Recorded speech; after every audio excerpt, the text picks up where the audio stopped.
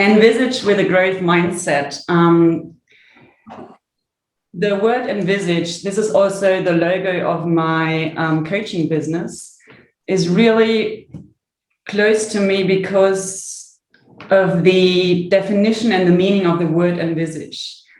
It is to imagine or expect something in the future, especially something good, and to form a mental picture of something or someone you have never seen before. And for me, saying this, I hope that we will move today from what it means to envision and how to help others to envision. There is a very important quote for me that says, human intelligence is among the most fragile things in nature. It doesn't take much to distract it, suppress it, or even annihilate it. And for me, this quote represents this beautiful dandelion. If you look at the dandelion, you try to see it as an individual with a growth mindset or with a mindset. We don't know yet if it's a growth mindset or a fixed mindset, but everybody has this mind and all the power and the dandelion seeds. And to make this person blow and grow is like one of the most amazing things that has always helped me through life. And today we will learn how to go into our mind and what it means to use the right language, the way we maybe encourage others, and maybe also to help blow these seeds into the air so they can grow new seeds. And with this, I just want to actually say thank you. In the last 2 years, I've had 2 companies that have helped me blow my personal seeds. And this is once the Coach Training EDU in America. I've been training with them the last 2 years, and I will actually keep on going for professional coaching training the next 2 years. And of course, thanks, Adrian, to let me be able to be part of the Motivate community in Shanghai. I have learned so much of everyone, and yeah, I'm so grateful I can share this with you today. What we will do now, let me see. You see already there's 3 countries, China, Africa, and Europe. What we will do now to begin with, just to get our mind a little bit mixed up so we can feel some emotions and feelings, I will show you 3 pictures about these 3 countries because they belong to me and they are also close to my heart. The last 4 years I was living in China. South Africa has been my home the last 8 to 9 years. And Europe is where I come from. I originally come from Germany. So we will have a look at it. I won't say anything. So just have a look. And I'm pretty sure every one of you can associate something with any country, maybe where you come from, or you know someone from that country, or you've been, or you know things about these countries. And I just want you to have a short look and listen to your feelings and thoughts. What happens to you when you see these pictures?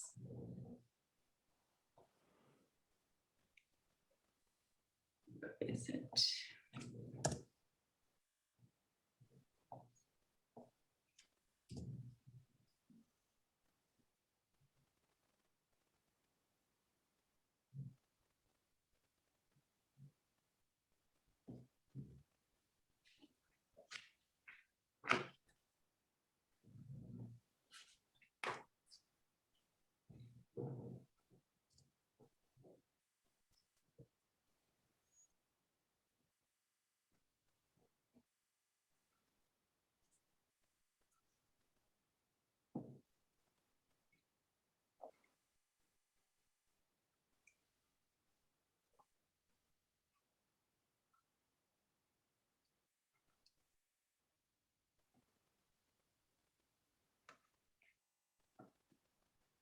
what did you see?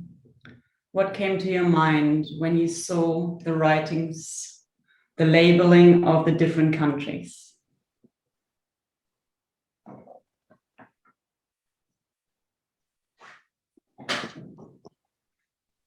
I saw some separation.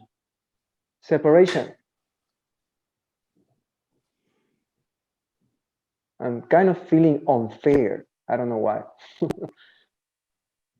Fear? Unfair, not fair. Oh, it's unfair, okay.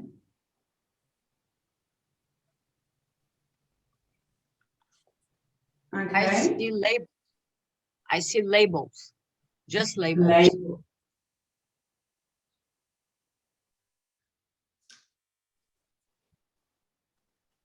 Yeah, poverty maybe. And also in the chat window, chaos, stereotype, crowded, poor, many cities, negative for China, all about money and media, Africa very judgmental, political about beauty, gap and negativity. Thanks for the shares in the chat window, they're great. Negativity, okay, that's also a really nice word.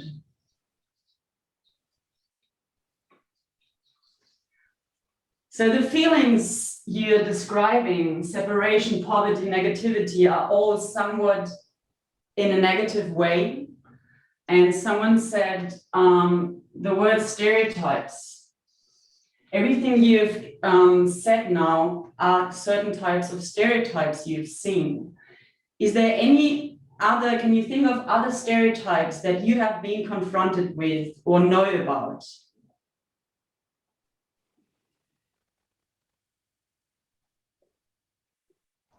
And if anyone's having trouble seeing it as well, what you might want to do if you're having trouble seeing it is just want to click on where you see Kat, and you should see a drop-down menu and pin.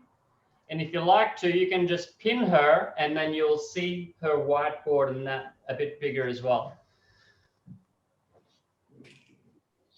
Could you repeat the question again, Kat? Something that's not on there. Okay, that's great. I already see. Like, so they're different. Like, if you've experienced stereotypes, we've seen now stereotypes of the different countries. But if there are any other more stereotypes you've been talking about, and I see someone already said race. So that's a very big one, race. You can have many stereotypes about the race. Just above that, beer, pretzels, pork knuckle. Yeah. That's a pretty German stereotype, hey?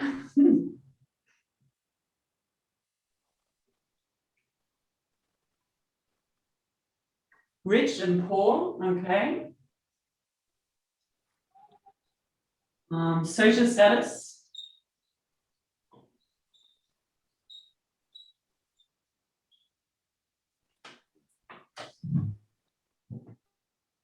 Power.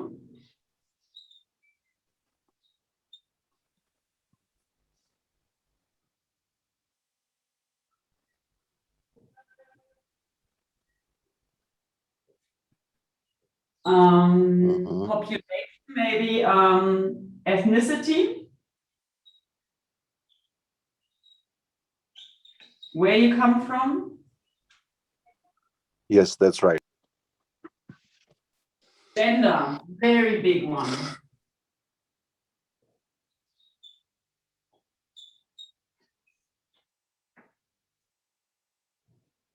Business, judgment, oh yeah, all of them.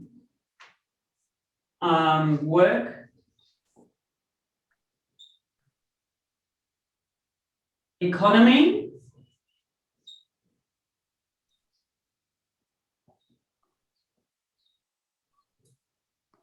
Exploitation, yes, many stereotypes. I will add one, culture. Oh, that's a very good one. Culture and religion.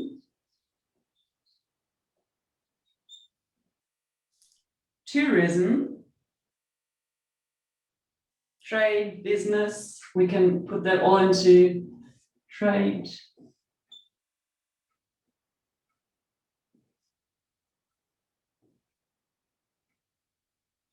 Ethnicity, language. Yeah, that's really great. Thank you for all nature, politics. Wow, yeah, you're getting into the stereotypes now, hey? What I want to share with you about stereotypes, it is something very interesting.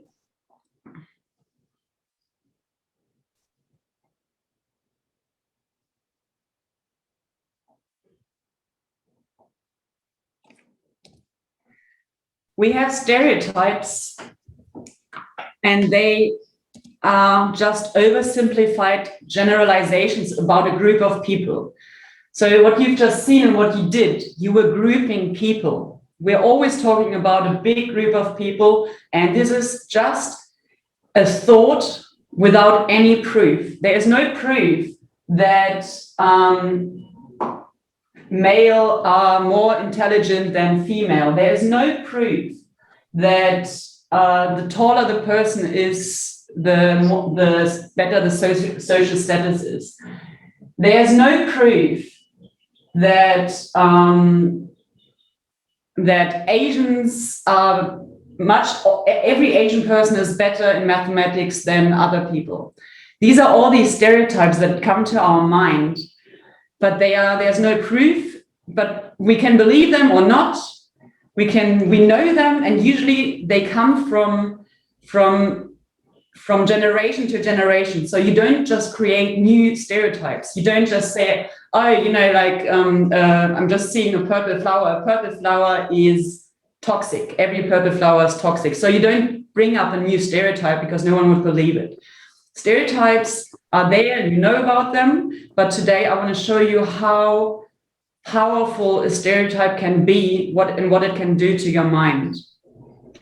To quickly distinguish stereotypes of prejudice and discrimination, that is very important, because a stereotype can turn into a prejudice.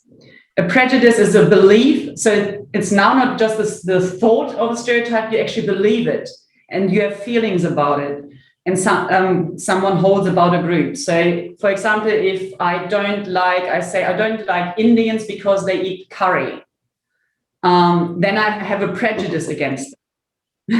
And sorry, we're going to talk about a lot of stereotypes. Every stereotype I say is nothing that I believe or whatever everyone believes. I just give random examples. So please don't anyone, I will use a lot of stereotypes of a lot of different groups.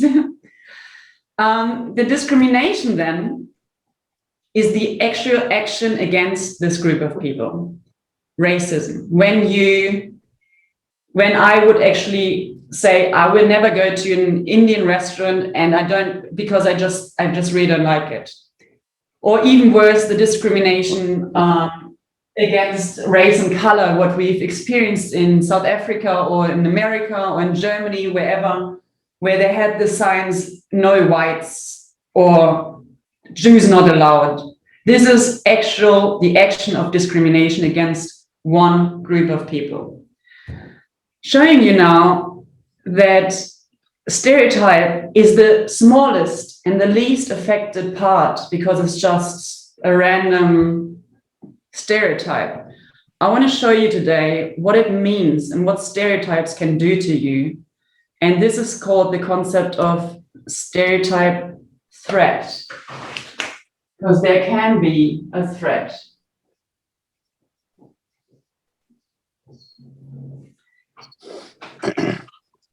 Stereotype threat is the risk, like the personal risk of actually confirming this negative stereotype about an individual's racial, ethnic, gender, or cultural group. To explain a little bit more to you what it does to you. So stereotype threat is, like I said, the fear of confirming this specific stereotype. And you've said already, the most wonderful and biggest stereotypes in the world is actually gender Are you male or female? Because we are all very attached to it. We are all male, female, or anything else. And the color. Because either we are white, black, yellow, green, blue, whatever color we are, but we are attached to it. And once we get into a situation where the stereotype is actually right there, and most of the time it happens in a high performance situation. So let's say I have a job interview and I know I'm a woman. I know that I'm blonde. Stupid stereotype. Blonde girls are stupid, right? Everybody knows about that stereotype. And I go into that room and I want to apply for that job, but I have to do an IQ test. And I walk into the room and the other people turn around, beautiful people, and they say, oh, another blondie, she's not going to make it anyways. Even though I don't believe that blonde girls are stupid, even though I don't believe it, it does something to me that I actually perform worse with that threat. So once you're in this situation where it is your own stereotype, it can threaten you and it can lower your performance. And the interesting thing, what the mind can do about it to actually overcome the situation. Okay, I'm just reading in the chat. Is everyone still following me on the stereotype? Like what it means to have that threat? So the interesting part about stereotypes, you can also have stereotypes about yourself. But most of the time they are the good ones. So because I'm in the group of a woman, I'm just taking examples now of myself to make it clearer. Because I'm a woman, it is the group I am. Like we have these different groups and I'm a woman. And when I have a stereotype about about the group of a woman, it usually is a positive stereotype. So I would be like, oh, you know what? Women are so strong and they can endure much more pain because they have to give birth. Besides men, you know, they are so weak and they always whinge when they have a cold. So you see the difference. The moment you have a stereotype about your own group, usually it's a positive one. When you hold a stereotype about another group, usually it's making fun, like Adrian did. Well, it's actually not a negative, but saying pork knuckles and pretzels, you know, the Germans, they drink a lot of beer. And everybody knows these stereotypes, but it can actually hinder your potential. And this is what I want to show you now. Yeah, Kat, can I just add something in there? Yeah. Now, you guys have been in an argument with people before. Have you ever been in an argument with someone and they really try to prove themselves right? And have you had a fight or an argument with someone in your family and you know they're wrong, but they're trying to prove themselves right? Our brains are always trying to prove itself right. So our brain is trying its very best to prove itself right. So any kind of stereotype, our brain tries to prove it right, whether it is or isn't. And that really opens us up to be manipulated basically by our stereotypes. I remember my parents in Bali, they had kind of the reverse thing. They had some Australian gentleman to them in a bad situation. My parents are Australian and they really connected to this guy because he's Australian. And they ended up giving him a little bit of money because, you know, he lost everything he had. And it was just a con artist who was just pretending. They gave him more trust because he was Australian. And at the same time, sometimes we're lost in countries, but we're closed off because of the stereotypes, or we walk down the street and there's a bunch of big, tall people. And we're like, but sometimes they could be the most helpful people. So our brain will try to prove itself right. And that really leaves us open to be manipulated in bad ways because, well, stereotypes are just generalizations. Yeah, absolutely right, Adrian. I will share a few more different fields. Yeah, Yolanda. Okay, sorry.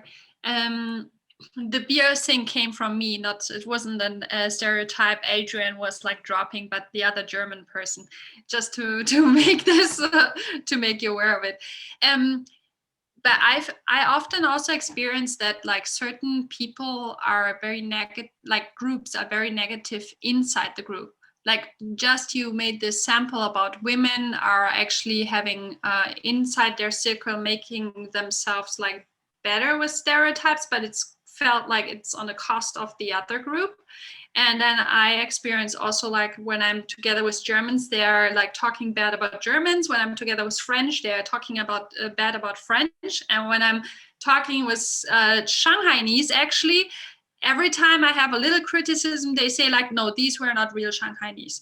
So it's just like, it's very interesting how this kind of identification comes also with the stereotypes, and also like negatively and also positively. So yeah, I thought that's interesting. Maybe you can also talk about like this negative, inside negative stereotypes.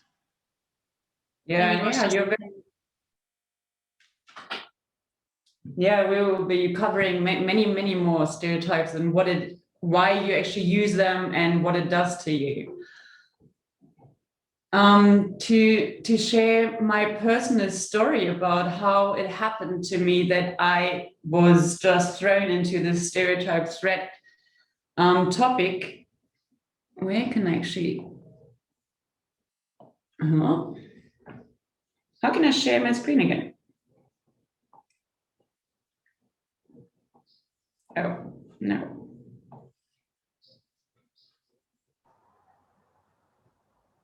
Adrian. Nothing's changed. It should still be down the bottom. It's just your view has changed, perhaps, or maybe the bit down the bottom is disappearing. Maybe down the bottom, if you see 3 dots, it might be in there. I just do it like that. You got to be super tech savvy nowadays to present on Zoom. yeah, sorry guys, it will take every now and then a little while. So yeah, what I want to share with you, how this stereotype threat topic actually hit me. So a little bit about myself. In 2009, I started being for the first time a gymnastics coach, and I was scouting like maybe 20 girls to start my very first professional gymnastic course. So I had these cute little girls running in 5, 6 years old, and I knew I can choose 7 of them and make them like turn into real gymnasts. And they run in and I see them and I'm like, wow, that is a perfect gymnast. Look at her body, like the proportions of the body. To be a gymnast, you need the perfect body proportions. So I'm like, oh, she must be talented. She's flexible, she's strong, and you know, she can do everything much better than the others. So after half a year, I had my group of 7 girls, but this one girl that had the biggest talent and the best proportions actually always fell more and more behind. And I was coaching them, I fell in love with the girls, and it hurt me to see that she could never reach her full potential. And what you guys have said already now, what it does to your mind, like she was scared of failing. So when she couldn't do something, she just didn't want to keep practicing. And I saw that and I tried to change her mind, but I couldn't really understand it until I went to university to study education for high school. And I did my bachelor thesis. I was majoring in sports psychology. And I had a wonderful psychology professor. And I asked him exactly this question: why can this girl not like meet her full potential? And he's like, Kat, seriously, have you never heard of stereotype threat? And I was like, no. So I started reading and actually finally writing my bachelor thesis about stereotype threat. So I've done a quick research. I've tested, I put people and girls into the situation of a threat situation. And the outcome was, yes, stereotype threat exists. It's quite a new area, maybe 20 years of research. A year later, I moved to South Africa, and I was at an Airbnb and read my breakthrough book. It's called Mindset from Carol Dweck. I don't know if anyone has read about it or read it. And all of a sudden, my mind was just like, wow, what is happening? Can't I put the mindset into the stereotype threat and put it together and see if there's any influence? And I was researching, but I couldn't find anything that it has been tested that the mindset can actually influence the threat you are under when you're in a stereotype threat situation. So what did I do? I went back to Germany to do my master's in education, again in English and in sports psychology. And I did research with another professor. She supported me so much to really find out, does the mindset influence the effect of stereotype threat? Because this research has never really been done before, and we found significant results. They did publish my master thesis, and I have a little excerpt later on, but I cannot share it. I'm not allowed to share it. I don't even have it as a PDF because you have to go there and buy it.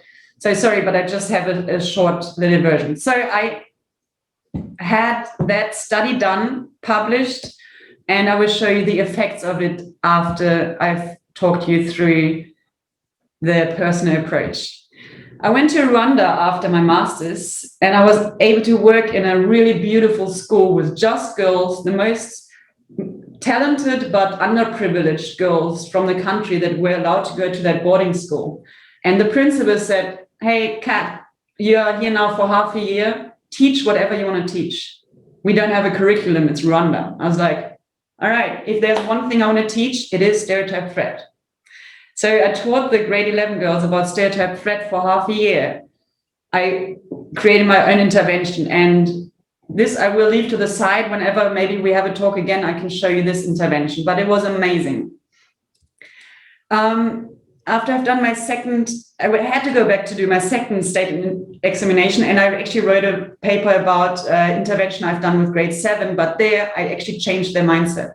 So I didn't teach about stereotype threat anymore. I was only on the mindset. Is it possible to change the mindset of people? And I was able, with this 2 months intervention, to change 30% of the girls' mindset. But to the mindset we'll come later. Finally, done with all my studies in Germany, I went to China and met Adrian and Coaching EDU. And this is how I was like, what? I didn't know about coaching before. And is it possible that there is a profession that is exactly teaching and doing that what I always wanted to do? I don't want to follow curriculum. I want to coach. I want to change people's way of thinking. I want to show their full potential. So this is what China did to me. And here we go with all that what I've learned, back to South Africa to be with my partner and starting my Envisage life coaching. So much about about my personal approach. I just quickly going to show you the different fields of research that has happened already. People like the research about stereotype threat. Or first, maybe, are there any questions?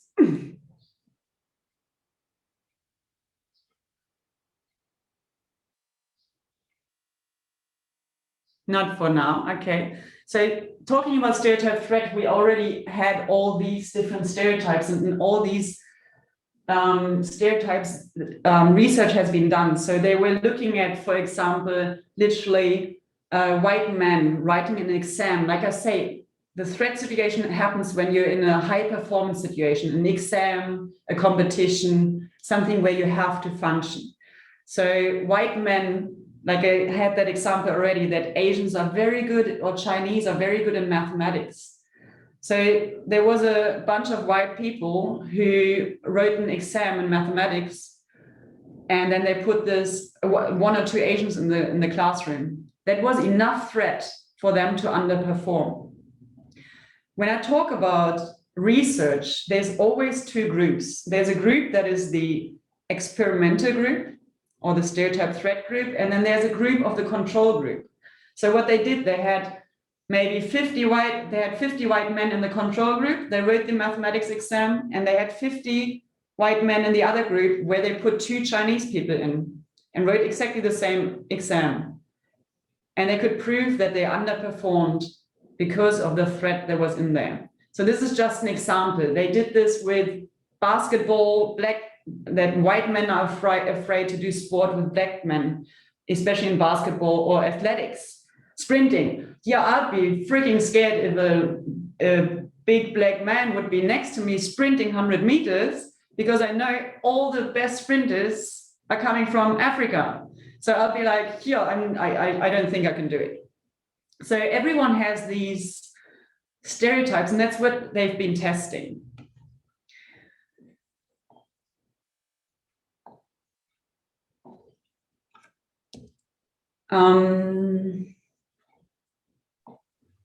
Kat, I have this question. So everything is a stereotype when you have a group of people that really act differently. For example, you said like Africans, they run faster. They have like the physical body makes them run faster. For example, is this a stereotype? Or you can group people and it's not a stereotype? You know what I mean? Yeah, so the stereotype here is that that Black people run faster than white people, like very easy stereotype. Of course, we know that in a stereotype, there's always a little bit of truth. And yes, the body type, of course, makes a difference. Like I was talking about gymnastics. It is easier to do gymnastics when you're smaller and more compact. It is better to play basketball when you're very tall. So these things, of course, but what I'm talking about is, for example, mathematics and girls. Girls are not good in mathematics, all stereotypes, okay? What is proven that girls in a university, when they actually go and study mathematics at a university as their major, the dropout rate is much higher because they already enter a field where there's a lot of men. And then they rather stop believing in themselves than pushing through. So this is the stereotype threat situation. So they fail in the exams. Okay. So the research I've done in my master thesis is, because I'm a sport teacher and I always concentrated on sport psychology, I compared girls and boys in sport, and it was actually quite fun. Afterwards, it was fun after I told the girls that I did like a test for them. I said that,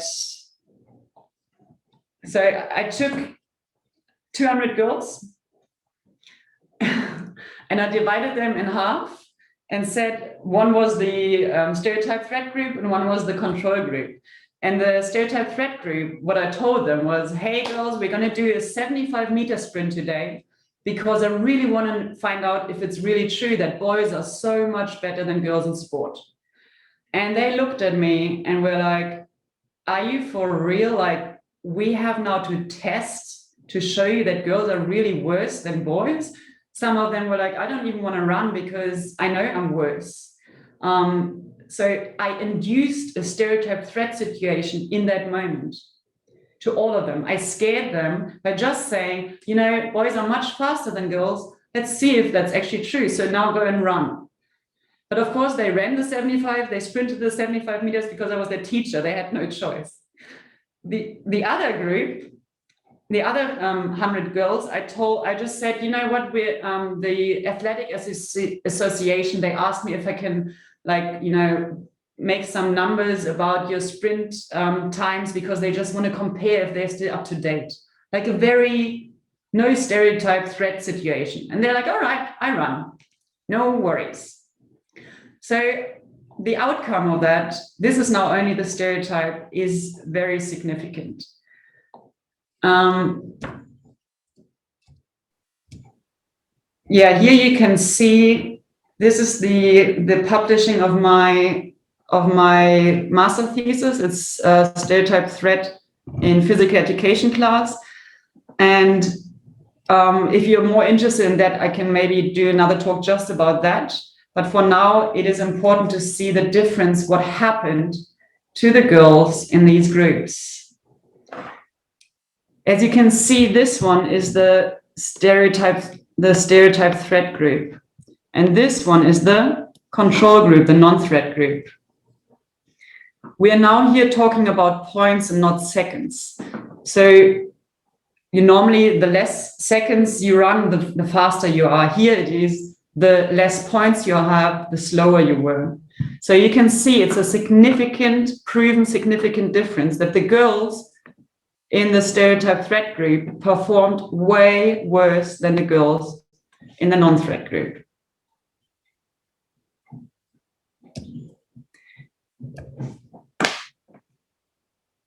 this is what I've already done in my bachelor thesis, right? I've proved stereotype threat is real, it is there, it happens. So now the whole thing about the mindset will be happening now. Let me quickly clear that.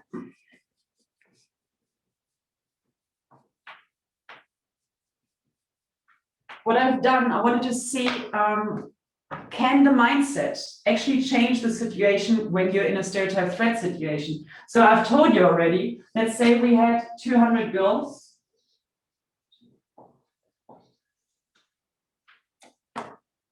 And the interesting part I haven't told you yet, there is two different mindsets. One is the growth one, and one is the fixed mindset.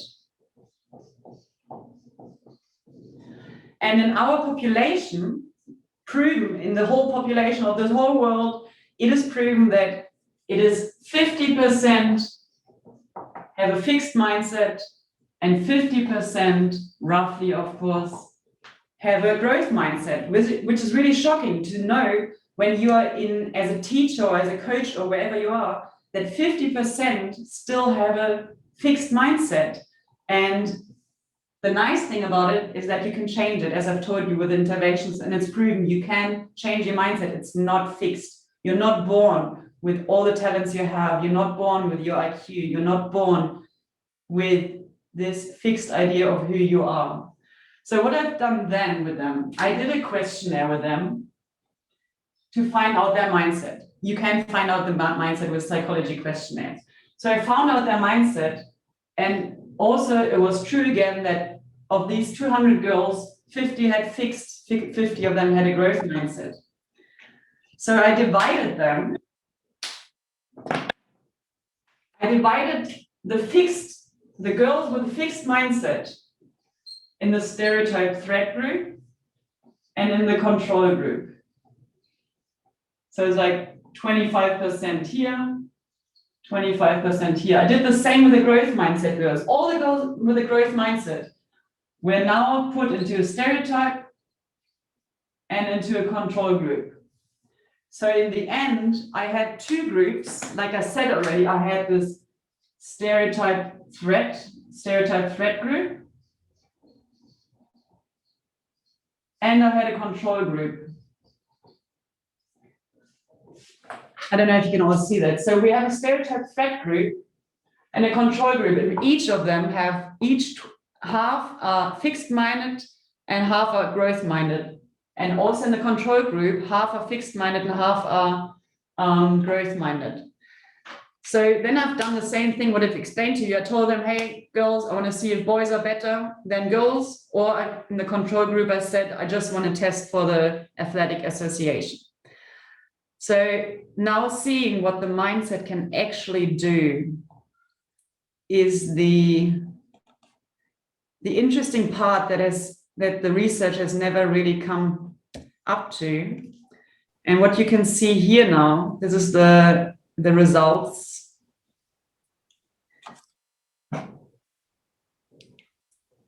We have here, the stereotype threat. This is stereotype threat. But these are the girls with a growth mindset, and these are the girls with a fixed mindset. So you can see what the growth mindset was able to actually withdraw this stereotype threat situation and perform much significantly, like proven better than the fixed mindset. And this is now where the mindset jumps in. But what you can also see, this is the control group, that the ones that were threatened with the stereotype were still worse, like I've shown you, than the ones in the control group.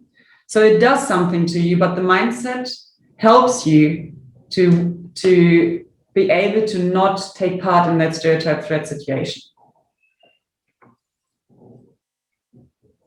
Is there any questions about this?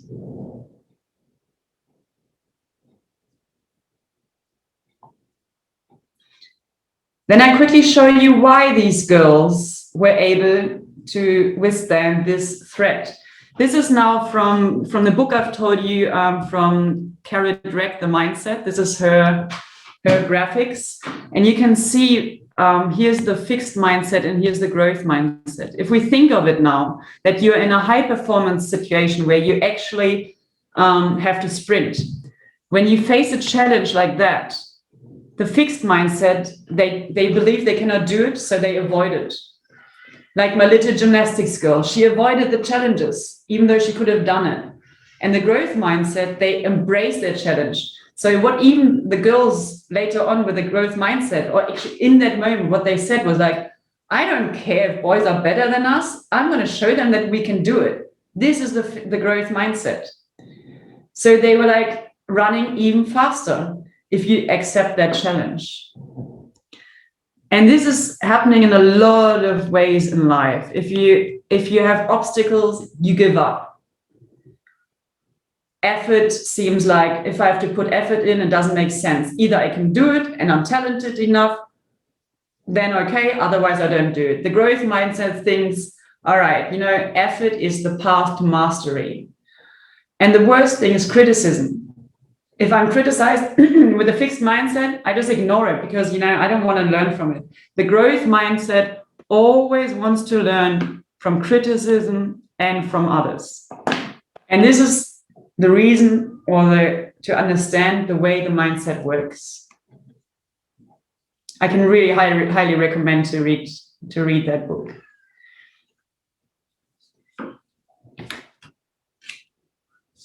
Thinking about the mindset and going back to the beginning where we're talking about how to envisage with a growth mindset, because this is what I want everyone today to take away, or to take from this talk, that they are now going into the coaching field. What happens there? What was that? Maybe someone else can write on it. It happens sometimes. Sometimes you're on a presentation and someone's clicking on your thing and someone else can be writing on it. Yes. Okay. She figured it already out. She figured it already out. No. Yeah. Okay. Cool. Yeah. So now we come moving from this whole psychology, stereotype, threat, and mindset to bring everything now into the coaching context. We were in coaching, we talk about negative assumptions and limiting beliefs. And these are all due to a fixed mindset. What do you associate with limiting beliefs?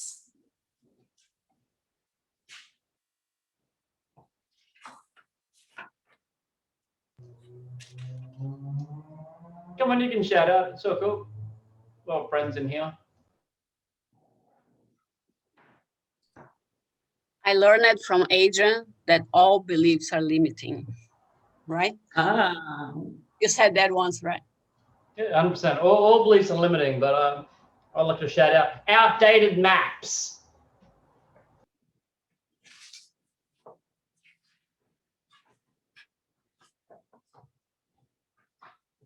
Maybe we take... Could you repeat your question, please? I'm sorry. Okay, so I think the easiest way to think of limiting beliefs, like when I try to find my own limiting beliefs, I ask myself, what haven't I done yet, what I always wanted to do? And especially, why haven't I done it? So for me, this is one, like if I think of limiting beliefs, for example, you see that I've been working with Stereotype Threat already in the last 10 years, but I never really shared it because I thought, this is boring to others. It's important to me, and I use it in every coaching or teaching scenario. I use all of this knowledge, but I didn't want to share it because I thought it was boring for others. I didn't even tell that my master thesis was published. I kept it for myself. Limiting belief, believing that this topic is boring. Once I started sharing, I realized, wow, people actually want to learn from it. So maybe we take 2 to 3 minutes and you write down some limiting beliefs, because we will work later on with these limiting beliefs.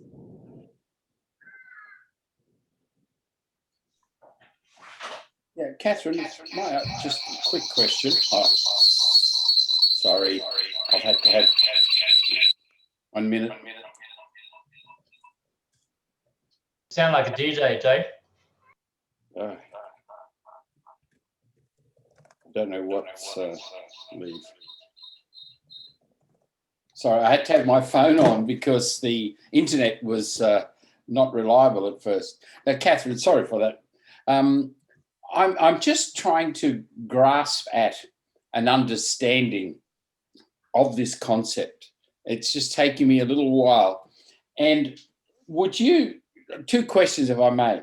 When you've done the NLP and we talk about our meta programs and then can you sort of relate that, okay, we've got these meta programs, and then how this relates to this stereotype mindset?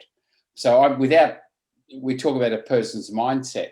So is mindset ever changing, or is it only with intervention that it comes in? And how does this relate to like your meta programs that you've got? So we've all got these things we carry. Does maybe the meta programs we carry precipitate us having a type of mindset? Okay, that's a lot of questions in one go. I know, it's my mind's going. I'm sorry, and I'm trying to grasp it. Yeah. So the thing is, the way what you just said already, the way to change a mindset is that, of course, with interventions, very possible. We also will do one now. We will do one coaching intervention to change the mindset together. That's why we need the limiting beliefs. If I go into neuroscience, this is a whole nother topic. Like I could give 20 seminars about that topic to actually go into it, what happens in the brain. I try to explain it to you in the very easy way, because for many people, new concept. So these meta programs, you can rewrite them. Yeah.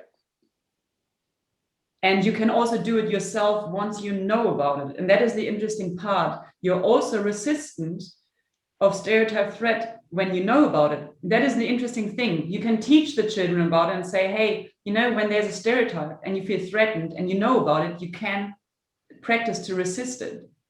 So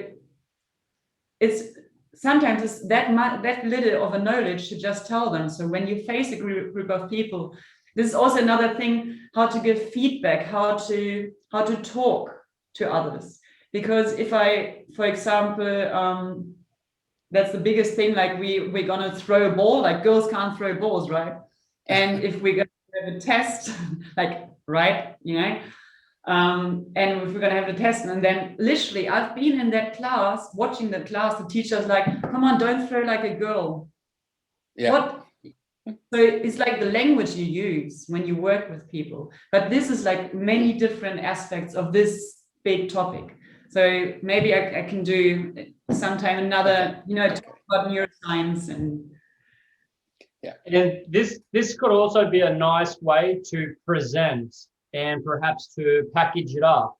And rather than trying to sell NLP or coaching to a company, you might present stereotypes or stereotype threats. Could be a lovely way to present, like the growth and fixed mindset. You know, you could break that down even more, but that might be too much for the audience. But if you present growth and fixed, the audience might be able to go, yep, you know, employees can grab those easier than the individual meta programs. Yeah. Yeah, look, thank you for your trying to answer that. Excellent. I'm still, my mind is still trying to put some order with this. During when I was doing my many years ago degree studies, one of my focus was on gifted underachievers, where you have the gifted and talented students who really never achieve anything. Life has always been too easy until they have a challenge, and then they sort of give up. They don't really keep challenging themselves. I'm just thinking back to it already, and I can see some causative things within it. So thank you. Sorry, my mind's just going. Trying to listen. I'm glad you All will right. make the mind blow. Yeah. Thank you. Yeah. I'll be quiet and listen now. Oh, don't worry. I'm happy about any comments here.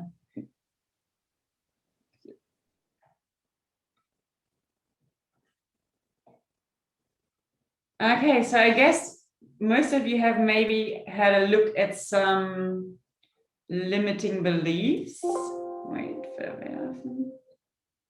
limiting beliefs that maybe have limited you, or if you know of anyone about limiting beliefs.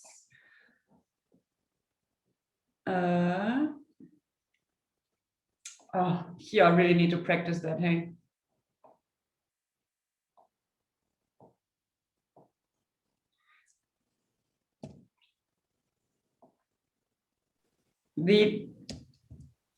Like for us, assumptions, they are things that are accepted as true or as certain to happen without proof. And a belief is something one accepts as true or real. And if you maybe can now see the loop back, the definition of stereotypes is very similar to the definition of assumption. A thing that is accepted as true, but without proof. Coming now to the assumption chart, before we maybe share we can either share now the limiting beliefs you've collected, or you just write them in the chat, and then we can change one limiting belief maybe to a different belief. And I quickly explain to you the tool on what I've said, that we're going to have a tool to actually, or an intervention to be able to change the assumption. With the assumption chart, you can change negative assumptions to positive assumptions. And here the assumption, as I said already, is an unproven thought, and you act on it as if it's true. Any assumption you have, or a stereotype, it's just a thought, can turn already into a perspective. And this is much stronger. When you think of the prejudice before or the perspective now, it is a belief, a thought, and a deep feeling. When you believe this prejudice, you will most probably put it into action. Like I've said, I would not eat at an Indian restaurant because I don't like Indians. But here, the action is being taken on the perspective about yourself. We're not talking anymore about stereotypes, but about your own personal belief and assumption. This will then lead to the evidence. And this evidence will definitely support your assumption. Let me give you a quick example. And this is what you can use for yourself all the time. Whenever you feel you have a negative assumption, you can use this tool to see if you can maybe change it. And the more often you do it, you might be able to really change your thoughts. And I've chosen a negative assumption because most of us are coaches here, teachers, parents, or in any profession. I've chosen the biggest stereotype and assumption coaches can have, which is, I will never be a successful life coach or earn any money from life coaching. This is it's not my negative assumption. I'm just saying, this is now my negative assumption. My perspective is, I'm really scared and demotivated. I won't be good enough. I know too little. I have too little experience. So my perspective is very negative, and I'm really, really scared of actually becoming a life coach. The action, I will quit. I will stress about it. I will feel even more anxiety, and I won't even look for clients because, I don't believe they will ever actually pay me. We come to the evidence. I won't have clients. I won't be paid, and I won't be a life coach. Oops. If you have a look now at the proof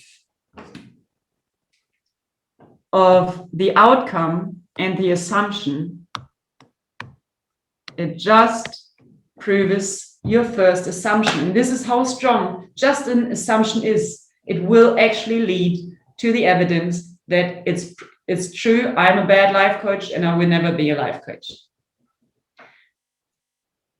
On the other hand, what you can do then, we just change the assumption to the positive assumption. Look, I'll be a successful life coach and earn money from life coaching. If I start just having this assumption without yet believing it, you can come to believing it by thinking, wow, I'm really motivated. That makes me motivated when I have the assumption I'll be a successful life coach. So I'm motivated. I think I'll be good at it. I will make a lot of experience. I want to do a lot of training for it. I want to coach a lot. This is the perspective, which obviously comes to the action that I'm looking to improve. I will find clients, I will ask for pay, and I will actually be coaching. The outcome, same again. I will have clients. I will be paid. I can live off life coaching, and I will have my own life coaching business. I'll be motivated to do my homepage. I will do so many different things just to get to my initial assumption.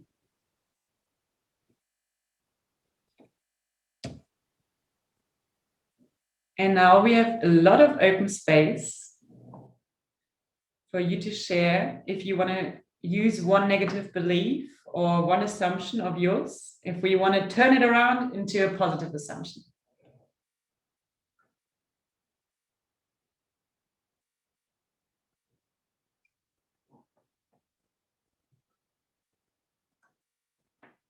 Does anybody want to share a negative assumption that you've had for very long? Jay. I'll give you one. Something that happened early in my life is that I will never be a successful businessman. Mm-hmm. Never be a successful businessman. Right.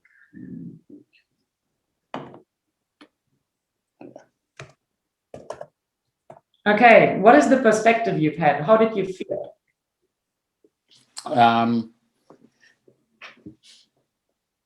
At that time, I was feeling sad or a little angry that a person within my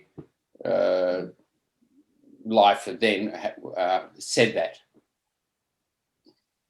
Who's like, did you feel this or? I felt I remember the feeling is that when that viewpoint was expressed to me for no particular reason that I remember now. Okay. What else did it make you feel like? Sad, angry? Yeah. There was a lot of feeling of disappointment that this was said to me. Yeah. It's about all I remember. And what actions did you take from there? That's a bit hard to remember. I don't remember any particular action at that time, but I've noticed that I've carried that belief thing within me for a long time. So obviously I accepted it. Obviously within my mind, I accepted the truth that it was true. Okay. Jay, And thank you very much. Thank you very much for sharing, Jay. Wonderful to hear. Thank you very much for sharing that. Maybe I also imagine some of the action you were doing might have been a bit.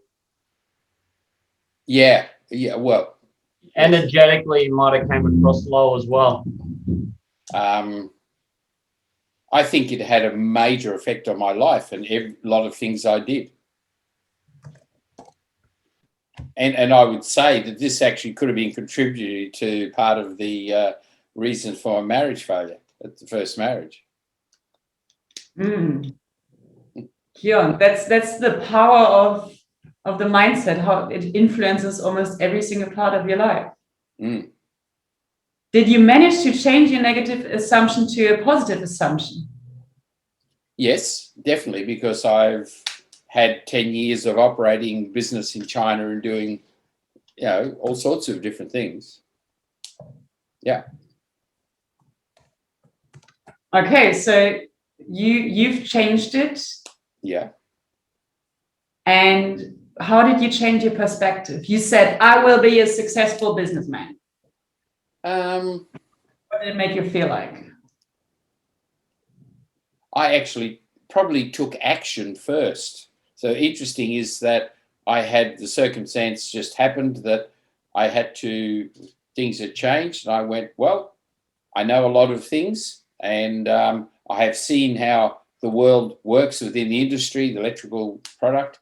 So I contacted people I knew and looked at ways that I could survive and work as a consultant and develop business. Mm-hmm. So I obviously told myself that I can do this.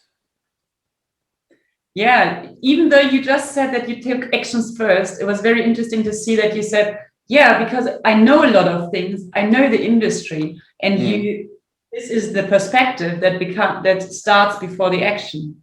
Yeah. So you were very sure of, I will be a successful businessman because I know a lot and I know the industry. And then you started contacting people and actually having the actions taking part of your initial assumption. That's wonderful. Yeah. Okay. Yeah, you're right. Mm-hmm. Yeah. So you can see, even with this short thought process, you can try to change your own negative assumptions. And whenever this happens to me, which happens all the time, like, I don't want to go swimming because I think it's too cold. It's not too cold. You can, like, small things. You can do it in your mind. You can use this chart. I can also send you this chart. I always have some in my drawer when I catch myself of having this limiting belief. I just try to change it. And the more often you do it, it is actually possible to work and change a lot of the ways you're thinking. This is a coaching intervention. The interventions I did with stereotype and mindset are very different. This is now for us as coaches, or for anyone who feels like doing it. Before we can have a little discussion, I just quickly want to give you my last words of a reflection. What I hope you would actually take away from this talk is that you might be able to recognize stereotype threat, to learn about it, and also to teach about it. The feedback culture we have not covered too much, but this is another part. I can give a talk, or whenever you can come back to me to ask questions, how to give feedback, how to take control of limiting beliefs and negative assumptions, take action and responsibility of your mindset, and of course, always remember the influence of a growth mindset. These are, for me, the most important facts. And for whatever you have a question to, please feel free to ask me anytime. This is the book, the mindset book I wanted to show you from Kara Dweck. And yeah, if you have questions or any other ideas, feedback, always happy for feedback. You can visit me on my homepage that was actually just launched yesterday. It's not yet ready for mobile use, but feel free to have a look at that. My email, kat@envisagemind.com. My mobile is the South African. My WhatsApp is still the German number, and WeChat, please. The easiest way to connect, I really miss it, is WeChat and just scan. Yeah, let me see. So thank you very much. That was the information I really wanted to share with you guys. I hope you enjoyed it and that everyone could take a little part from it and make the life a better life. Thank you very much, Kat. Now I'm going to ask for the growth mindset, fixed mindset picture to come back up. But before I do that, anyone else like to ask questions or ask Kat to pull up any particular slide or shoot in any particular direction? Please do. me, me. Hello, Kat. I read the book in the past, and I remember that the author told some things that when we have a fixed mindset, that can be that we don't have in all things of our lives, that we believe we will have a growth mindset in some subjects, like I don't know, I am good in sports, but I am wrong or I am bad in cooking or be a good partner. And I remember that he told some things about that you can be good, really good in some things, but you can also have a fixed mindset in some parts of your life, and that you should pay big attention about that, because if you have a part in your life where is not going so good, that can have a big influence also in the parts of your life where you are good. You can tell us some things about that, or how to change? Yeah, so you're very right. It is true. Most of the time, it's very rare, I think, that someone has a growth mindset in all aspects. So you can have a growth mindset in like academics, like, like, wow, like I can learn whatever I want to learn, but you can have a fixed mindset for example, that's like music or singing. A lot of people like, why should I actually take I love singing, but why should I take a singing teacher? Because my voice is not that good, right? So you will never have your voice. So you can't have this. And this is the part again where the limiting beliefs come in. This is where you actually have a fixed mindset. So to identify in which parts you have a fixed mindset, you just have to think of that limiting belief. So I had a fixed mindset about stereotype threat. How stupid is that? Yeah, did that answer the question? Like it's proven that you have different mindsets in one personality. And the test I did with the girls also shows how strong your growth mindset is. It doesn't just say you have a growth mindset or a fixed mindset. It gives you literally, it's a lot of different details. I just didn't want to share it earlier. Okay, thank you.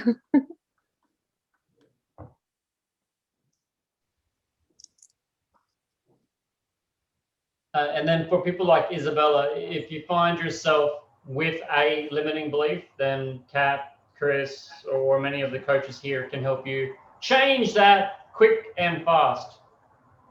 Or maybe even find it and go down to the roots of it and maybe change that, changing a few things at the same time.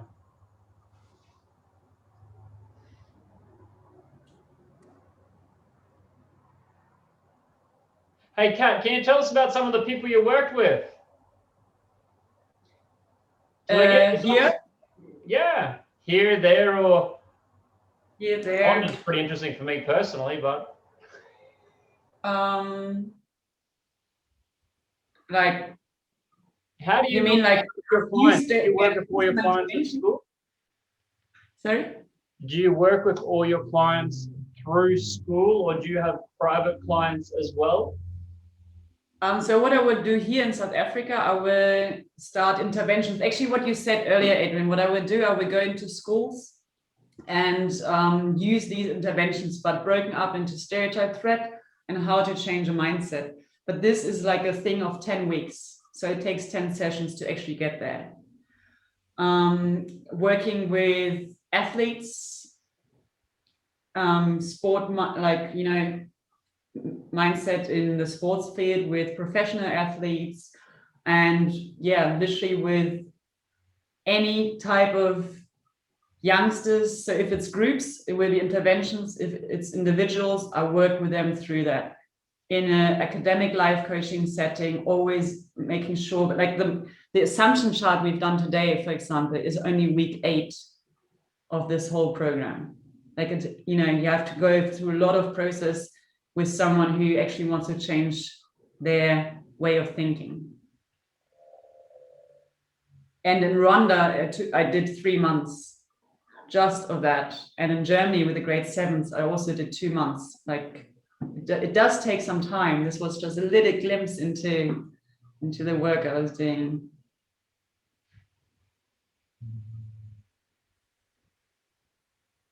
Okay, it's quite phenomenal to be over there, particularly Rwanda. Some of those places amazing. Yeah, it was amazing. The interesting part, what I said with these girls, is that gender, like being a girl or a woman, and the color, being black, also not stereotyping, but it is proven that these two are the strongest stereotypes you can actually have. And these girls in Rwanda, they were, first of all, girls. Second of all, they were black. And third of all, there was a science school thinking of girls are really bad at science. So it was very interesting. When I started working with them, I asked them, what do they know? What stereotypes do they know? And they were just like, blacks are not as intelligent as whites. Blacks are more poor than whites. Like they only did black and white. But I have to tell you, they come from a very small place. They have hardly ever seen a white person.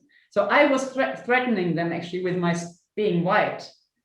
So after listening half an hour to what ideas they have, I asked them, have you never heard of a stereotype where black people are better than white people? And like, no.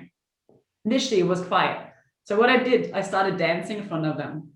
And they started laughing and I got them with it. And like, you see, like the way I dance, like that's a big stereotype. Black people are much better at dancing than white people. They laughed, and then we just kept on going. I said, all right, what about basketball? Then they came, basketball, sprinting. Who are the ones that win a lot? Who's the best looking? Like, so just giving them the idea of how wonderful and how special they are. After these 3 months, they left and said, I never thought I can believe in myself. And they asked me to do a speech in the end to share the whole school, because I only did it with that one class.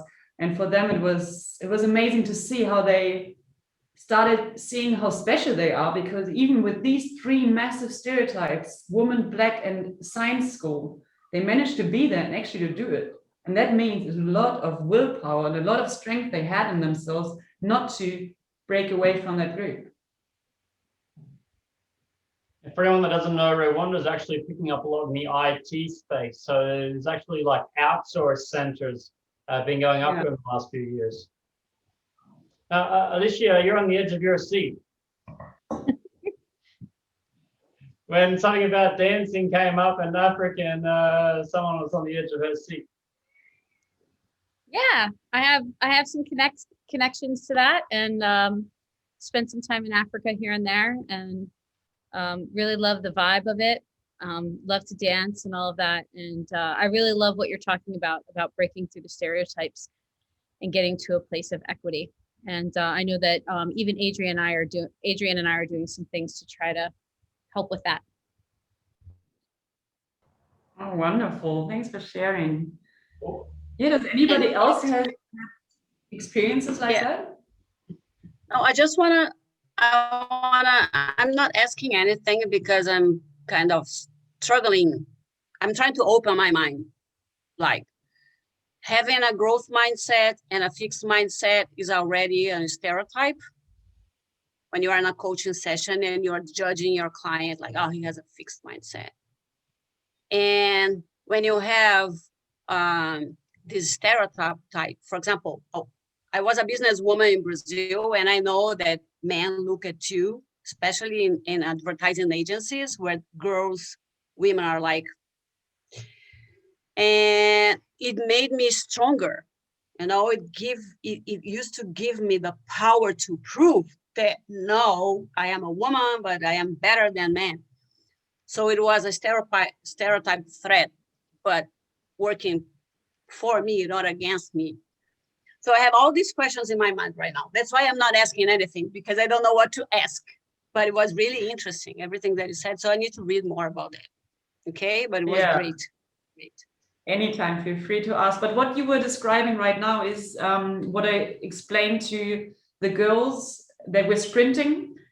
that actually did better under the stereotype, but they had the growth mindset. You know what I mean? Like when you have a growth mindset, it can actually also help you because you want to prove the opposite.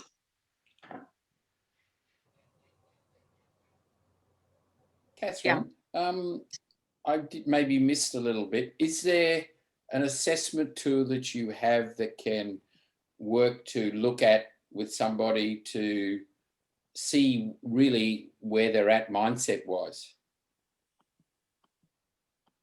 Like to analyze them in the time frame, or a technique, perhaps.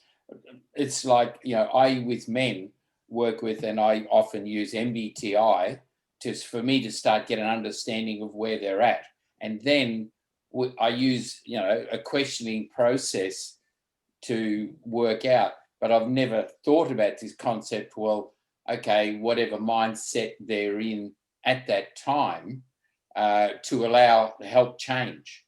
So for me, what I'm seeing here is that the mindset, understanding it, might be the catalyst for easier change process.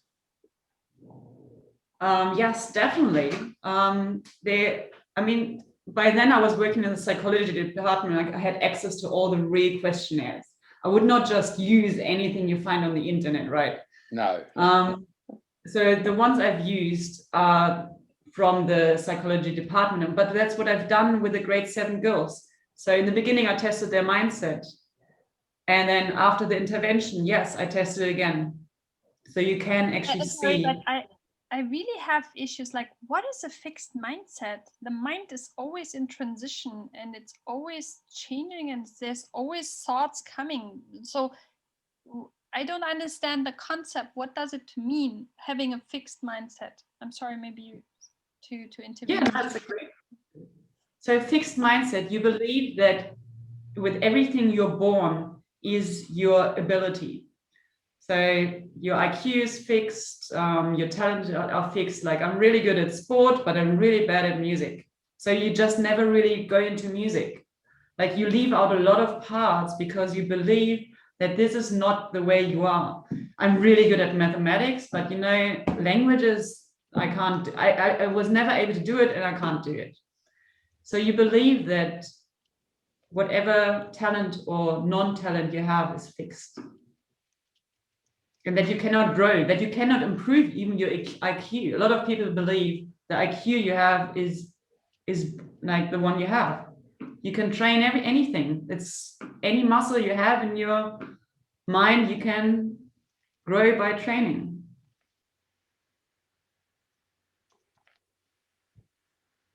Yeah, it's a metaphor. Don't forget, it's a metaphor. Yeah. I was just gonna say these whole things, these labels that we use, even the stereotypes, all of those are just kind of like guideposts. Those are ways to have our brains try to more easily put things into boxes to try to sort and cope with things. But there's continuums of everything, right? Just like you said, you can have fixed, you know, Kathrin said you can have fixed and mindsets in certain areas and not others. So if you're not thinking of it as you're in this place and you're in this place, but you see it more as just some kind of abstract scale that's just trying to help you to get to a deeper truth, maybe that's helpful for some of you. Great, thank you.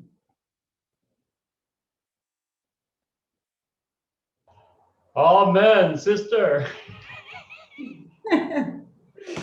Sure, there was a lot of